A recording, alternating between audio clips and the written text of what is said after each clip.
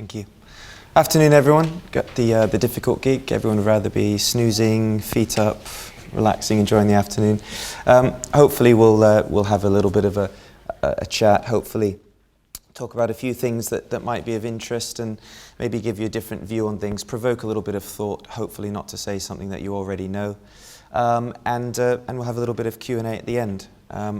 Our customer that we were going to bring, unfortunately, is ill, so I can tap dance very badly if that will make you feel more comfortable. So this is what we were asked to talk about today.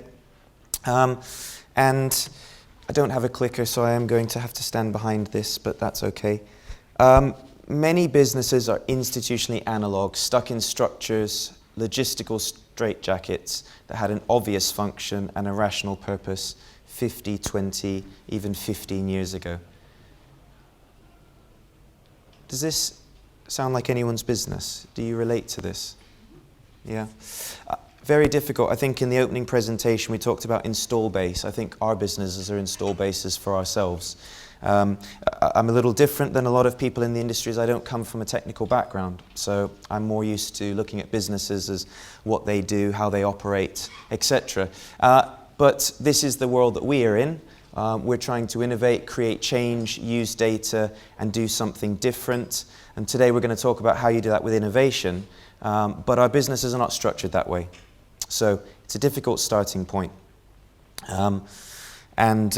Hopefully we'll look at something that will help us to actually, as individuals, go back to our businesses and do something and maybe create some momentum. So what are we going to look at? A little bit of context, big data and innovation. It's going to be the same stuff, but we'll cover it anyway. The bad stuff if you don't. What happens if you don't have a look at this?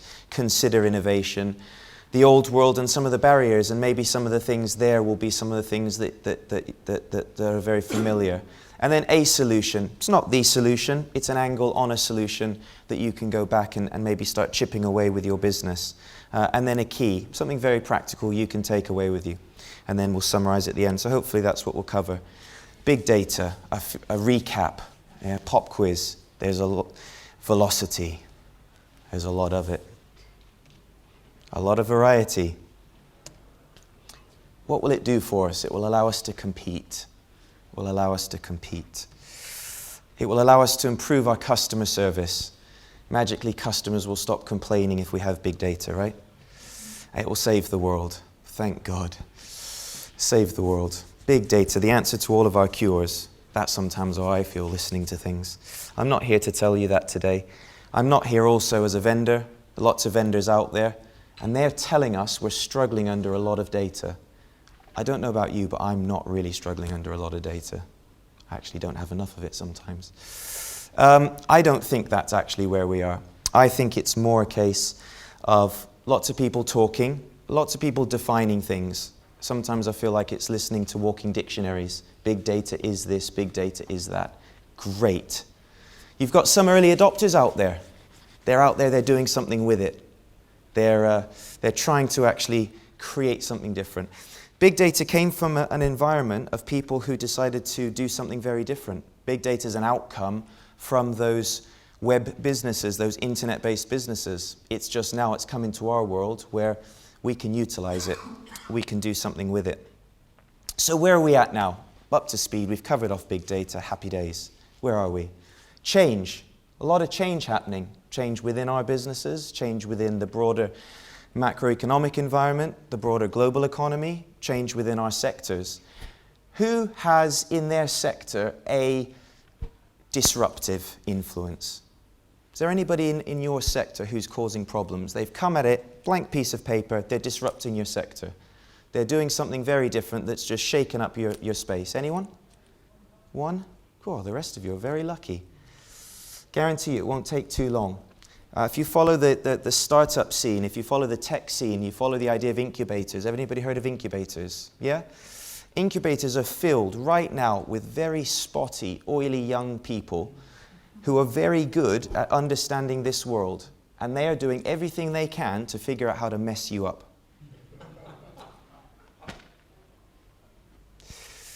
Is there change happening in our businesses? I don't know about you, but a lot of times I walk into a client's business and it feels solid and safe and nice. And yet I think that underneath the ground, there's walls crumbling because there's so many things changing. Businesses are very slow to change. They're not built to change. This is about perspiration. It's about a bit of work. Do a bit of work. Put a bit of work into it. It requires a bit of thinking. There isn't a silver bullet. A needle in a haystack. I don't think finding a needle in a haystack, regardless of all of the technology we have available to us, stream computing, analytics, predictive analytics, I don't think that's much fun. Because I don't think it's actually, no matter how fast it happens, I don't think it actually solves the problem. I would rather decide what questions I needed answered. A lot of times the work that we do with our clients very much come from the point of view, let's not talk about data, let's not talk about technology.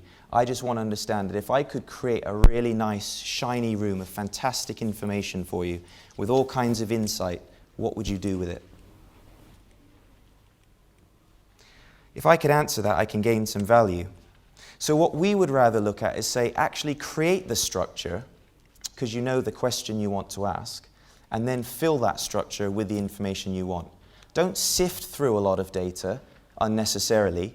Don't figure out how you're going to go back to your business and try and create budget to buy the stuff that's going to sift through that data. Understand what the data is, what information you'd like to know. MIT call MIT, yeah, everybody, yeah. MIT call companies one of four things. They segment companies of one of four things. They call them data wasters. Data comes in, data goes out. They call them data collectors. Oh, magpies. I like data. Let's keep it. Aspiring data managers, people that start to actually do something with it.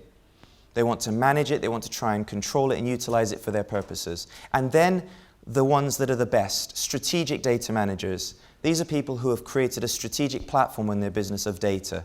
They know that this is going to define their ability to compete, innovate, and grow in the next 10, 15, 20, 100 years.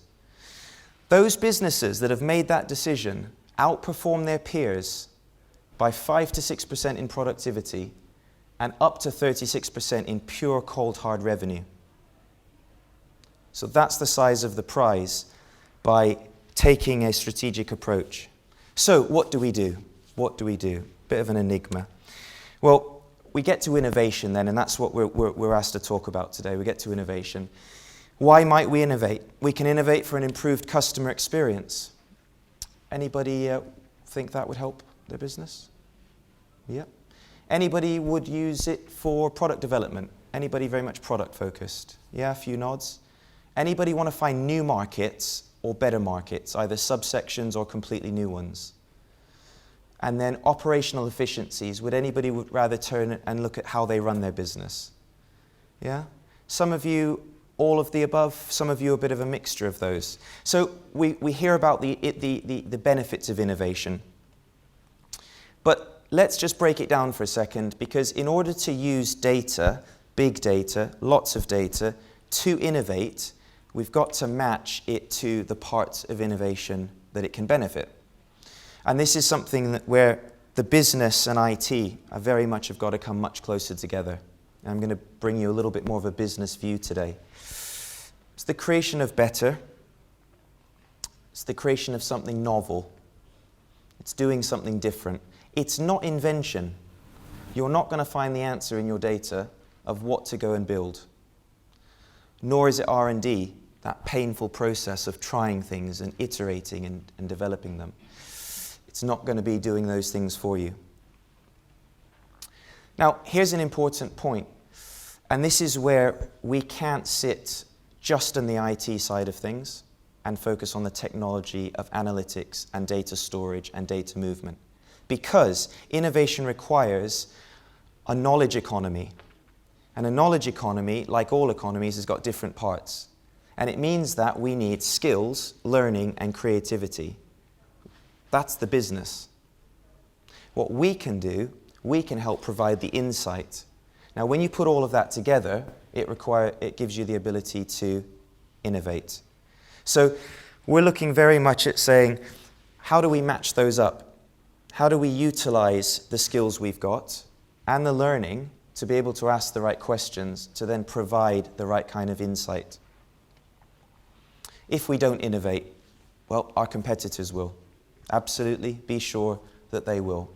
And they will look at every way that they can take advantage and use the speed of being able to bring this to market. Startups will disrupt, easiest for them. They just get to come along and just go straight in. They don't have to change anything. They can just disrupt. Here's an interesting one. Someone will know more about your customer than you do. There's many organizations out there today that are very close to that. They know why your customer buys from you maybe more than you do. And customers will exercise their power. I'll come on to that a little bit later. Much of this is already happening. Shopping, e-commerce, it's been disrupted. News. We work with some clients in the media sector, and they are cutting costs, they are slashing budgets. Traditional news models, very difficult. They're being disrupted by new news feeds. They're trying to understand who their customer is now and how do they deliver to that customer. How do they identify what that customer wants from them, traditional news organization, versus the new 24 streaming, disparate, fragmented news sources that are available. Payments, credit cards are being disrupted. Credit card companies are sitting there going, actually, you don't even need a credit card now to make payments. Just last year alone, there were 12 startups focused on payment systems, electronic EPOS payment systems, whether that was focused on the web, whether that's focused on mobile, whatever it was. You've got companies like Invoice ASAP and TradeShift who are disrupting business processes. Doing functions that people in your organization do faster, better, quicker, and easier, far lower cost. So everything is being messed up. So if we don't innovate, that's the challenge. How do we use data to innovate? Well, basically, we want to understand our markets and our technologies better. And we're going to focus on part of that today. What do we have to overcome? We start this always with a customer. And it's our view of the customer. This is the old traditional consumer decision model, nice and linear. Customer becomes aware of something, they become familiar with it. Yeah, I know that name, I know what they do. I make a consideration, consider it. I purchase it, and then hopefully I stay with you.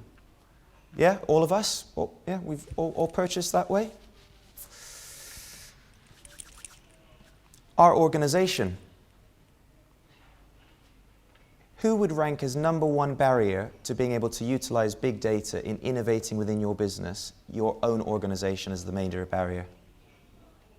No one? Excellent. Many of our customers do. Function and structure, we've got silos, all innovating within their own business. So what they find difficult is not innovation within a function, it's innovating in a way that helps the customer. Efficiency is focused within functions.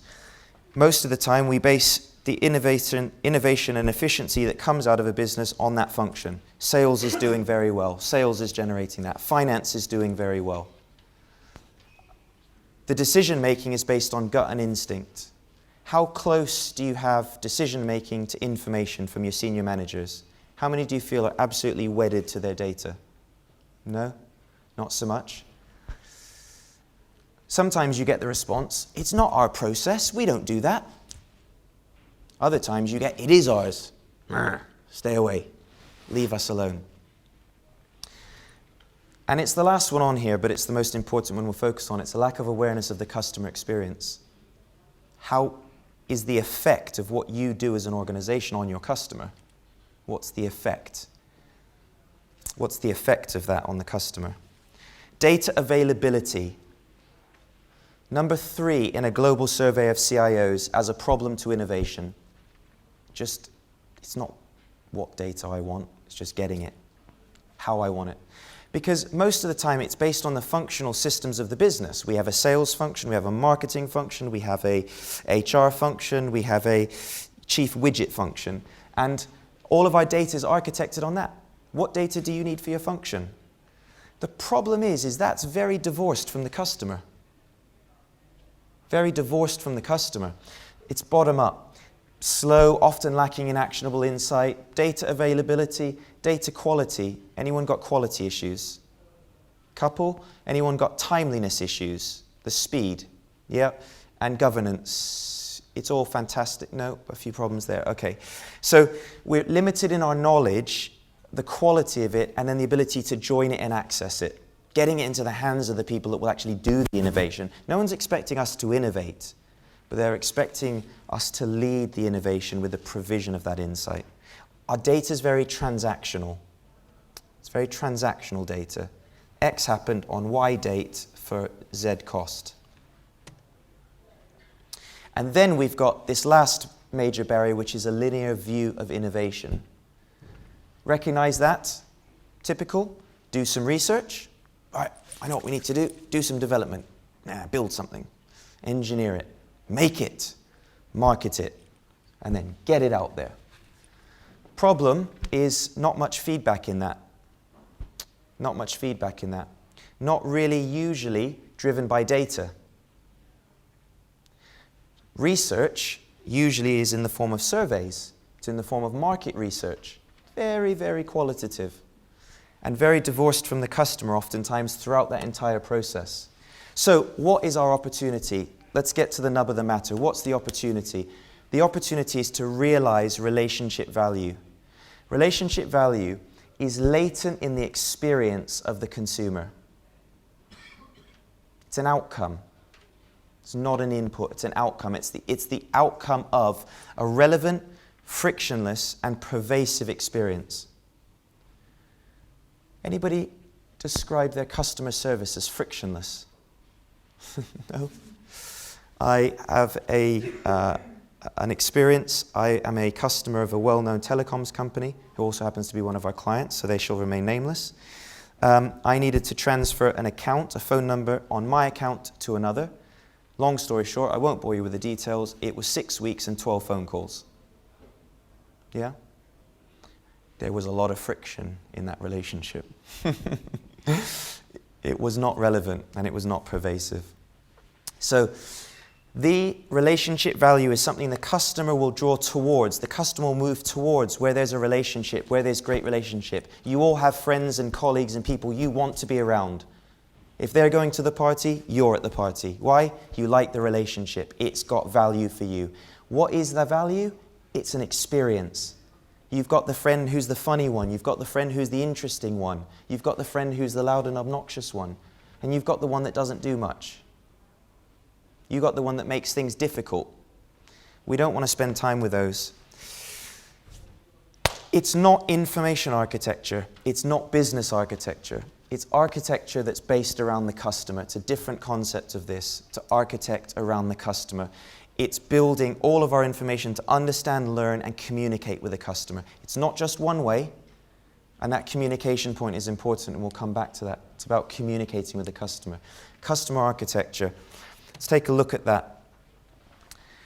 The Association of Product Management and Product Marketing, an American organization, couldn't find an English alternative, says that more than 50% of new technology products that enter the market fail.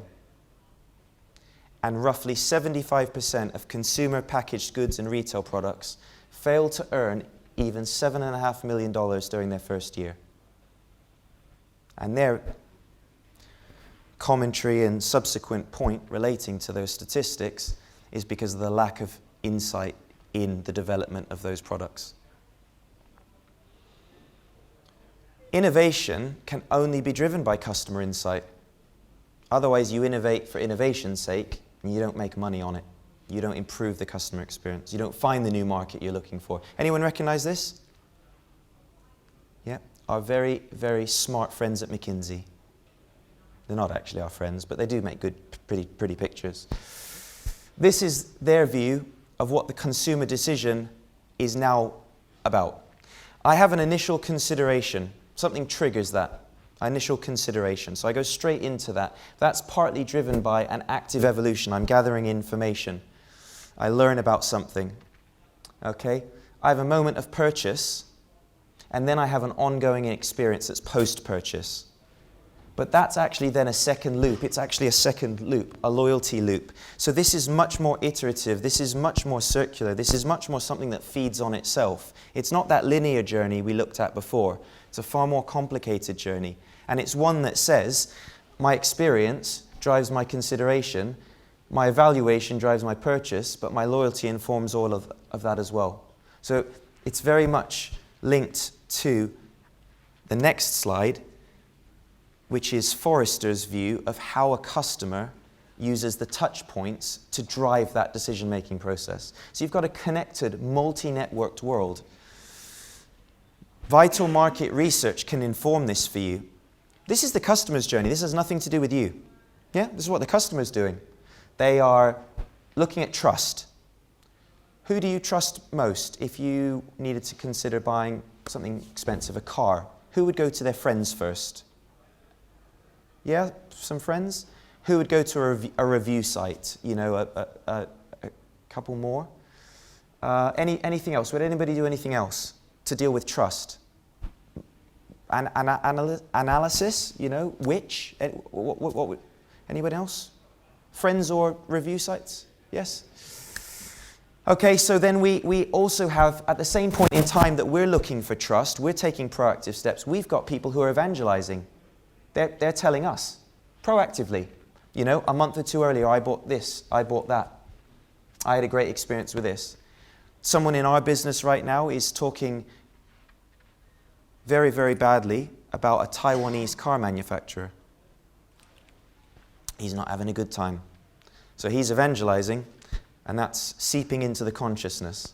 You've got the using, you've got the getting help, you've got the sharing, you've got that side of things. You've got discovery, search, research, compare and decide. So that is a customer's real world. That is what they're doing to make decisions on purchasing something.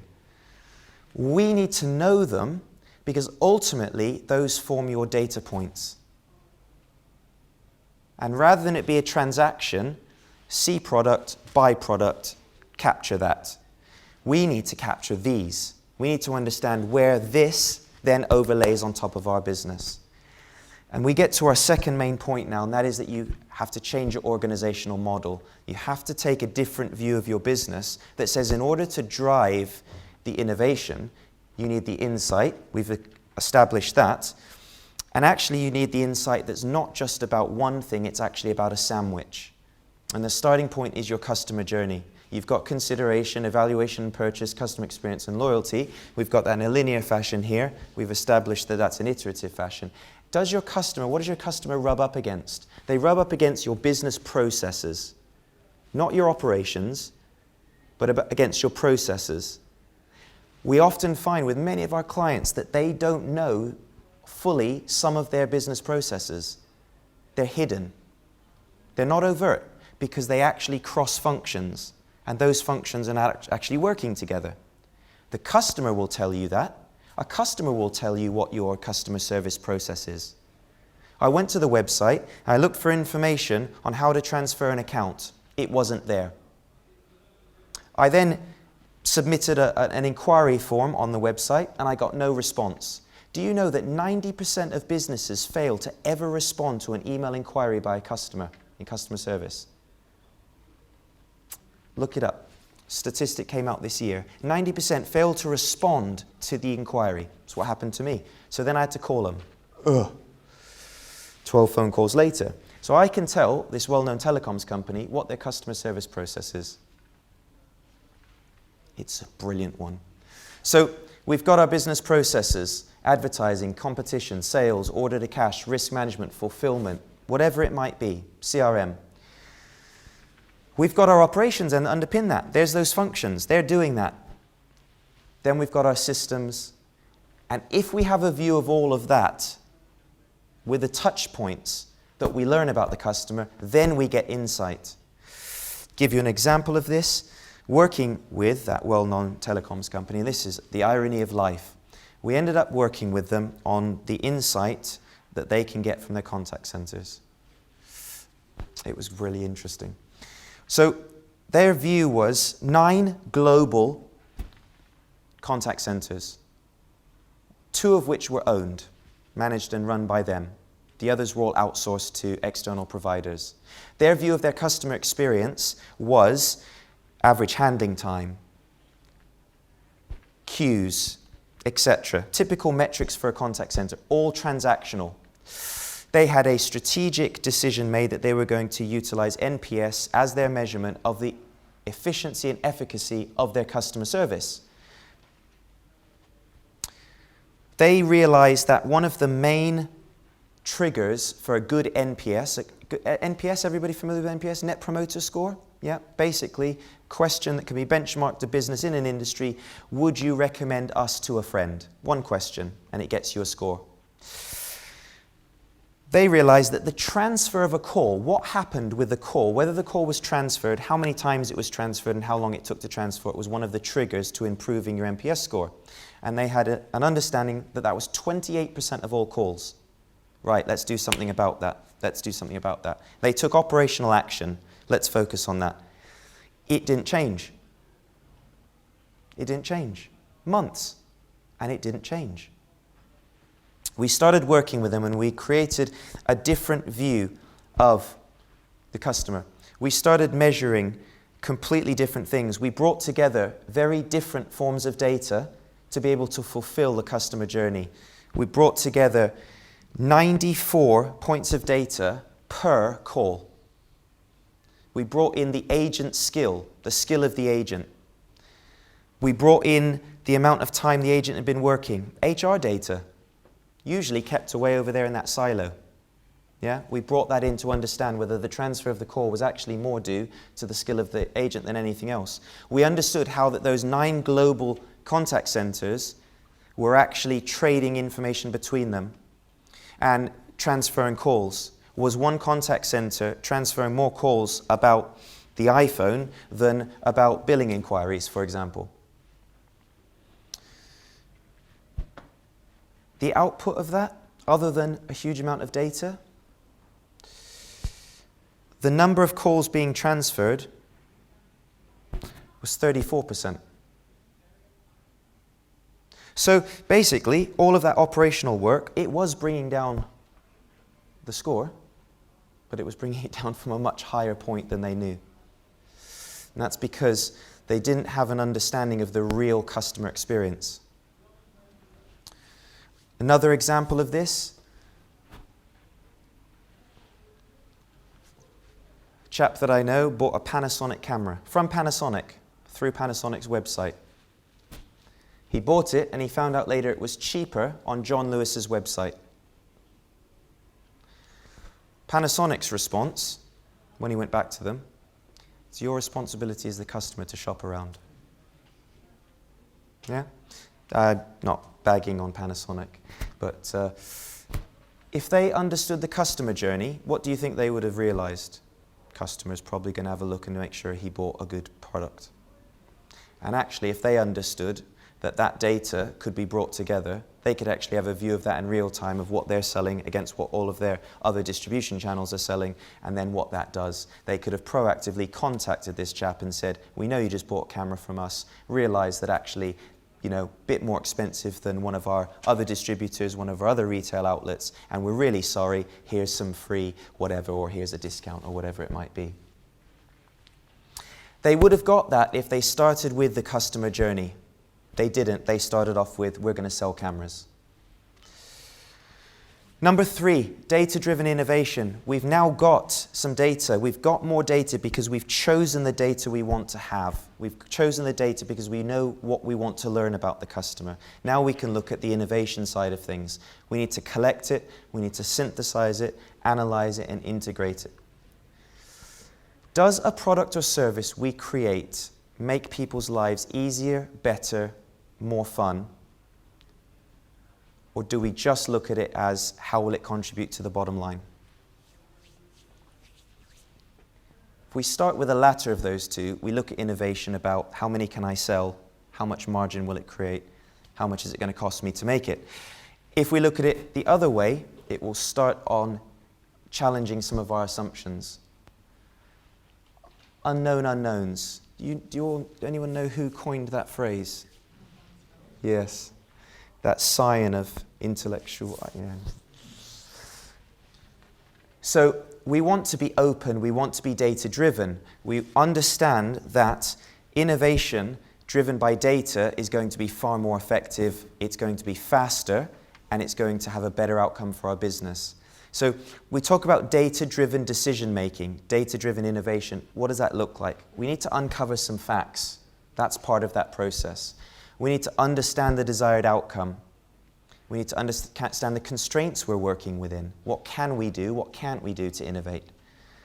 We need to look at some scenarios. What if? What if? Understand your window. How long have you got to innovate here? How long have you got? What is the availability within the business?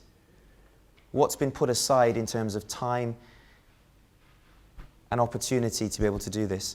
You also want to utilize your historic information. Yes, it's looking forward, but the past will tell you something as well. And then you have to apply that brain power. So just give you some examples of data-driven innovation here. Working with a company, a client of ours in insurance, and we're actually providing a different view which says the information they have, they're going to give back to the customer. Creating an application, a mobile application, where the customer can get a view of their premium to claim journey and the things they're doing within their business to affect their premium. Okay? So they're actually taking the data, the information, giving it back to the customer and saying, you do this, and so you have this risk profile. If you change this, your insurance would change. Oh, and by the way, an event's happened. We don't like that, because that's when we actually think about insurance companies. And here's what's happening, and here's how we're helping to mitigate that for next time when you renew. So using that data to innovate the customer experience. There's this change that's happening, and we talk a lot about the privacy. If you think about all of yourselves, not as business people, but as consumers, we give our data to people, either unconsciously through our trail we leave behind in the digital world, or we give it voluntarily. If we understand as a business that that becomes a two-way process, I'm happy to do that if you make my life better. So if I'm an insurance customer and I'm buying insurance, I'm happy to give you more information about myself if you then use that to make my life better, lower my premium, create a better claims handling process, improve things for me. Another client who's utilizing a lot of data to create video self-help. So using videos to create self-help, tagging those videos, and then utilizing that insight to understand how to further help that client. Taking out of the normal channels for customer service, taking out of the phone, and creating video as a way of solving problems. Not listening to an agent, not having to read a PDF, little short videos of self-help that are tagged, that are understood, and that create insight themselves. Creating value for the customer. A pub company, big problem. I want to get feedback. I want to get feedback from the experience within the business. How do I do that now? How do I do that? I ask them to fill out a little card that sits on the table in the pub. Yeah? We've all seen them. They set themselves a target, $750 a month across the estate. They were getting 4. Problem number 1. Second problem, they were trying to encourage behavior by using vouchers. Anyone tried to use a voucher in a pub? Yeah? Doesn't work very well. A whole kinds of mess. And thirdly, who is our customer? Who is drinking in our pubs? Okay? So the innovation, the data-driven innovation, bring that all together. Okay? Create an application. Put the customer survey on the application. Generate a QR code. Use the QR code to print out a barcode voucher. Scan the barcode voucher in the till. I now know that Ben was in this pub at this time. He likes us. We gave him a thank you in the form of a discount, and he had it. Closes the loop completely. I've now improved the customer service. I've improved the feedback the customer's given me, and I can now use that to help Ben. Ben drinks in this pub now. Now if I carry that on, I can look at other things about Ben, other habits, other friends, other things, and I now start to create a better experience for Ben because I actually bring more people like Ben to the pub. So I gave him a better experience. Data-driven innovation.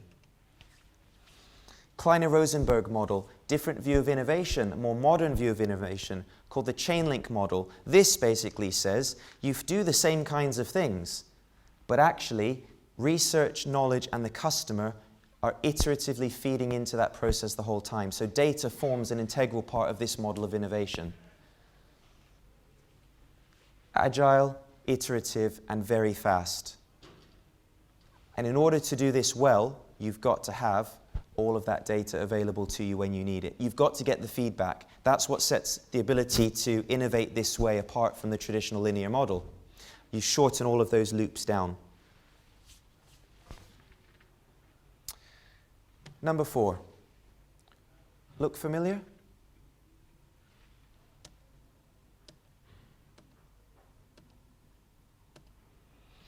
How can functional specialists take ownership of customer experience and innovation? So I gather this might be slightly controversial, but I'd like to see a business focused like this. I don't see how someone who's been in sales all their life, or marketing all their life, or finance all their life, can really understand and take responsibility for the enterprise. And let's be crystal clear. In order to use big data to innovate across your business, someone has to have responsibility. Now, I'm not suggesting that everybody goes away, takes this up to the board. Don't think you'll get met with a very good response. But if you take this as a role, if you take these as roles, they are roles that have to be in place. MIT says that the number one thing that allows a company to be a strategic data manager, to use data in that way to create a competitive advantage, is there is C-level responsibility. How many of you would say that you recognize in an environment where C-level, the board in your business, says data is IT's problem? Yeah? Unless you've got someone who is your chief customer officer, they champion the customer experience. They are the final word on what happens. Let's source the cotton for our t-shirts from Bangalore. What's the impact of that going to be on the customer experience? Let's build a new supply depot. Let's build a new distribution depot. Let's launch a new website. Someone's got to understand whether that's going to provide that customer experience that improves and creates a better relationship that the customer wants to move towards, or it turns them off. The chief people officer, your people in your business then, have to do the things that allow for innovation. The people officer's got to be the champion of innovation. This is not HR. Any of you that have come in contact with HR will know that this is not HR. This is not training. Okay? Innovation and agility, the champion of your people being able to do that, freeing you from the constraints of silos and KPIs and all of the other nonsense that we're forced to match to, and creating an environment where our people can be freer. That's what happens in startups. There are no KPIs in startups, by the way. There's no HR departments. They are focused on one thing only: product. Product, product, product, product. They're focused on messing you up with better products. Chief Process Officer aligns data, business processes, operations, and systems to create the insight that these people need. A client of ours, a very premium car manufacturer, they've done this. They have a Chief Process Officer. They have someone responsible for processes across the function. Okay? He has the final word on what happens in each function for business processes. So anything you want to do within your function, he gets the choice on that, because he will understand whether that affects the process across the business from end to end. An example of this, just a warning. It's quite put out there in the media not that long ago. A customer of Walmart in the States. They received a pregnancy kit. Congratulations, you're going to have a baby, well done, here's a sort of some vouchers and whatever else. Very, very upset. Well, no one's pregnant. Well, yes, actually. The next day, their daughter was pregnant. She put it on social media. Someone was getting a lot of data, segmenting. So, a warning. So, a key, something to take away, something to take action on. In order to do everything we've discussed, we've got to create that insight. You need the data. But it's about having the right data, and it's about making it available. Okay? Making it available. So, the API. All familiar with the API? You can go back to your business and you can create big data, but you can create it with something that you're controlling. You can create the flow of that data. You can start getting data in the hands of the people who will do the innovation. You can contribute to that knowledge economy. You can create a three-way collaboration between the customer, the employee, and the business. And in that collaboration, you will be able to innovate.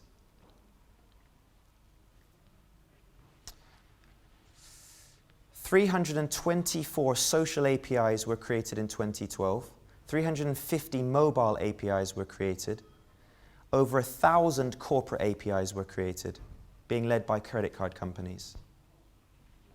You've got all your different sorts of APIs, SOAP, REST, etc., all of which form an integral part of the big data infrastructure and architecture moving forward, because they allow you to match the customer experience and the applications, the digital channels, the feedback loops, etc., that you need to collect data from. You will not get the data that you need from your typical transactional systems. You've got to add to that. Now I'm telling you to add data to your data. But we've already decided that we know what we want to get because we know the questions. 10 times the innovation, a tenth of the cost, 100 times the power. You don't have to go and spend a load of money on buying big appliances, loads of software, loads of stuff. You can actually go today and start creating data and move data that allows you to innovate. 2 examples of this: Amazon. Amazon's entire business, the entire customer experience is based on a series of APIs. It's movement of information all around very quickly. You know the function, 12 people like you also bought this? It's just moving information around very quickly between systems. It's all API driven.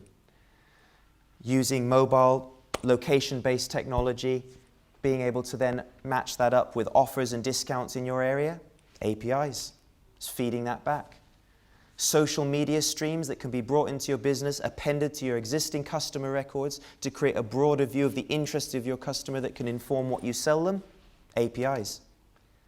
Being able to give the customer, the insurance company I was telling you about, being able to give that customer sight of their data, APIs. So it's there. Yammer, anybody familiar with Yammer? Yeah? Social enterprise platform about to be bought by Microsoft. Series of APIs brings the Salesforce information into Yammer so that if I put on there that I've done something, someone else on the other side of the organization can also see that that customer had an interaction from me. It would have required them to go into Salesforce to look up that customer, to have a look, or it just springs up there because they're interested in that customer.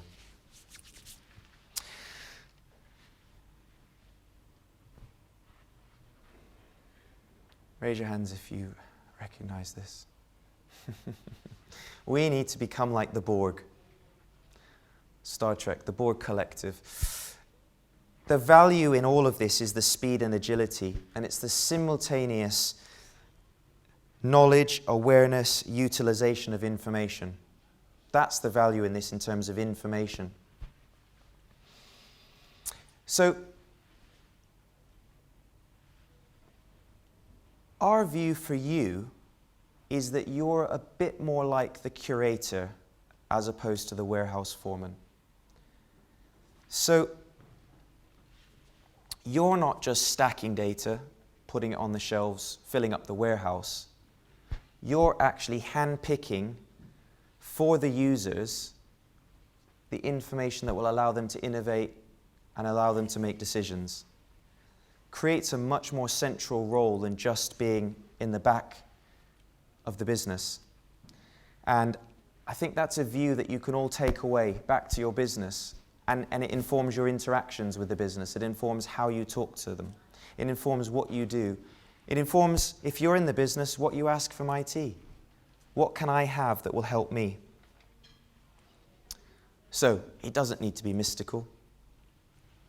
Customer insight, that was difficult, wasn't it? A bit awkward. I don't think it would help. Should drive all types of innovation. Create a big data strategy for your business, but start with a customer journey. Start with a customer journey, then form your strategy on the back of that. Restructure your organizational model. Create the data points you need to learn about the customer, and then go and get it. Be innovative, be agile, challenge, find responsibility, get your chief customer officer. And then go away and create a plan. Start off with a plan. Thank you.